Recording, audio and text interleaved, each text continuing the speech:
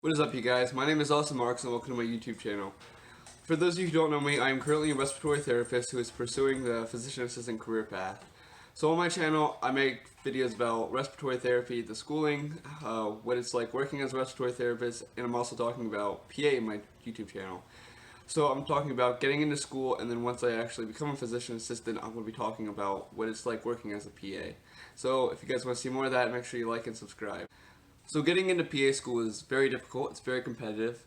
You have about a 30% chance of actually getting in. So around 30,000 people actually apply each year and only around 9,000 actually get in.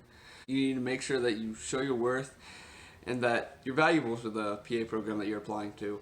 So that's exactly what I'm going to talk about today, is how one can be competitive when applying to PA school. So I have one tip for everyone, no matter what your GPA is, your patient care experience hours, your GRE, but I'm going to say that one for the last, so make sure you guys stick around to see that one. The first thing I'm going to talk about is GPA. So a lot of PA programs will have a minimum GPA. This is generally 3.0. However, you want to shoot for the stars, not the bottom of the barrel. So therefore, if you have a 3.02 or 3.0 whatever, your chances of getting in are pretty low. However, there have been people who've gotten in with GPAs as low as this, but they excelled in many other areas. In my opinion, if you want to be a good applicant, you need to have a GPA around 3.5. I say that's around average. However, if you do have a GPA that's a little lower than that, I would definitely make up for that in other aspects such as your GRE or your patient care experience hours.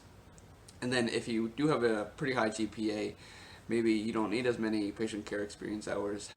However, that would be great to have. The GRE is another big thing to do well on. So most schools want you to have at least a 300. There are some schools that don't require the GRE. However, I'm going to talk about this a little bit more in my last point. I believe taking the GRE is something that everyone should do, and it definitely makes you more competitive. Even if you have a little bit lower score, it opens doors for you.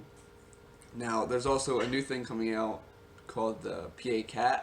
So this is still in the testing phase. However, I believe this is another test that you should eventually do very well on. So shadowing is not something that only PA schools look at, but also med schools and many other professions. So they want to make sure that you actually shadowed someone that is a PA. They want to see that you know the daily roles. They want to make sure that you know what you're getting into. That you're not going to start the program and be like, well, medicine isn't for me, this isn't what I want to do, and then end up dropping. I know this is a bit much, however, I believe shadowing plays a huge part into getting into PA school. I believe you should have 100 hours across 3 different specialties. Personally, I am doing critical care, emergency medicine, as well as surgery. This is my personal opinion, and I believe others believe this as well.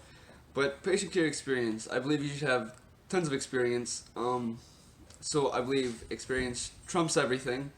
So that's why I pushed respiratory therapy before PA school, because the amount of experience and knowledge you obtain as a respiratory therapist is incredible. However, there are also many other career paths such as a CNA or a nurse.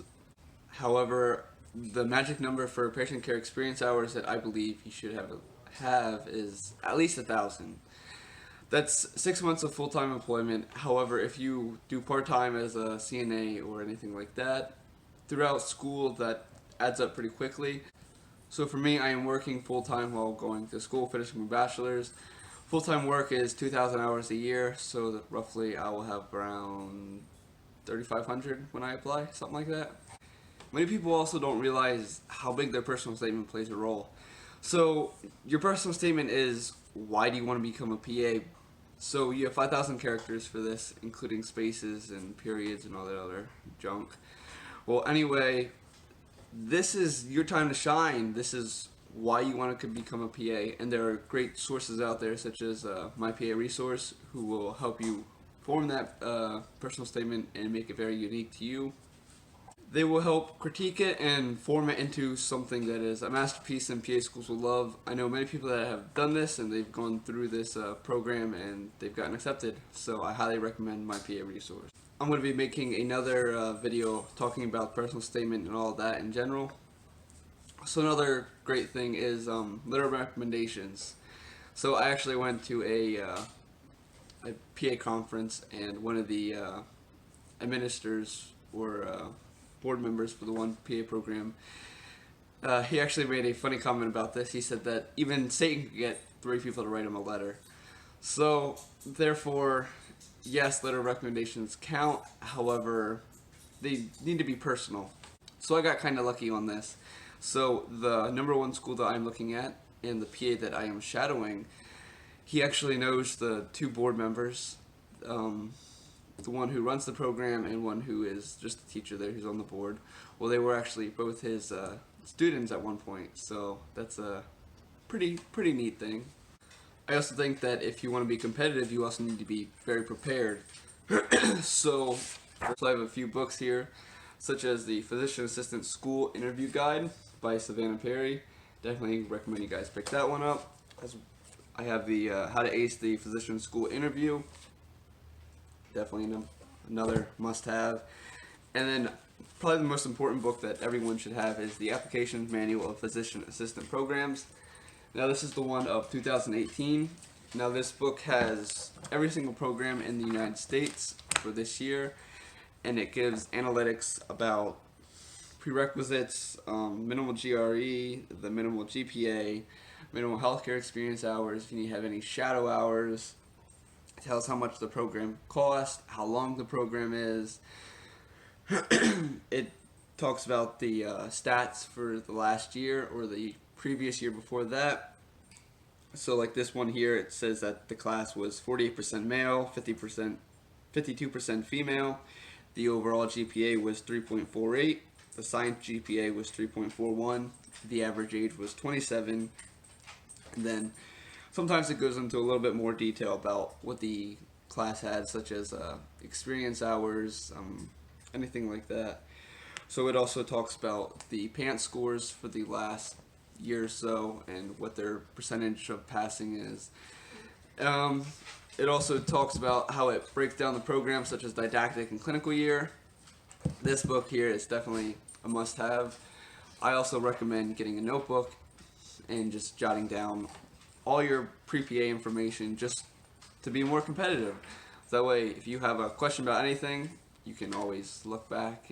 So I'm not going to talk about interviews in this video. I'll have a whole nother video just talking about that alone. That's a whole nother subject. Like I said, I went to a Pre-A conference earlier this year. So there, one of the administrators also talked about applying early and said that how that's ups your chances tremendously. So what he meant by this was schools who have rolling admissions.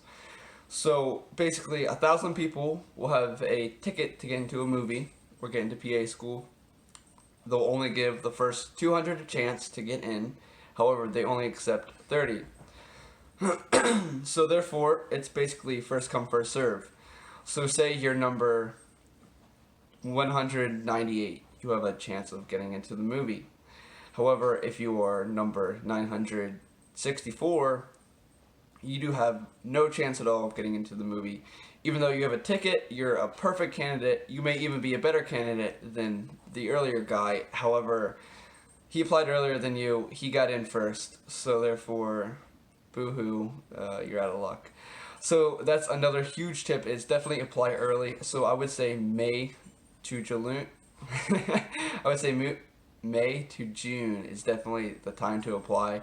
I know the application cycle opens in April. However, sometimes you want to wait until you finish your spring classes to officially apply. Things take time. So that's that. So make sure you guys apply early. So this brings me to my very last point. So this is another reason to have the Application Manual of Physician Assistant Programs. So like I said, it breaks down all the programs and what they require, what they need, such as prerequisite work. So why would you apply to a program that you do not meet all their prerequisite work? Or why would you apply to a school that requires the GRE when you haven't taken the GRE? So this goes back to earlier when I was talking about the GRE. So if school A does not require the GRE, but school B does require the GRE, who do you think is going to have more applicants? School A, who doesn't require the GRE, or school B, who does require the GRE? So therefore, taking the GRE is a massive headache. No one wants to do it. But it opens more doors and allows you to apply to more programs. So, like I said, make sure you do well in the GRE.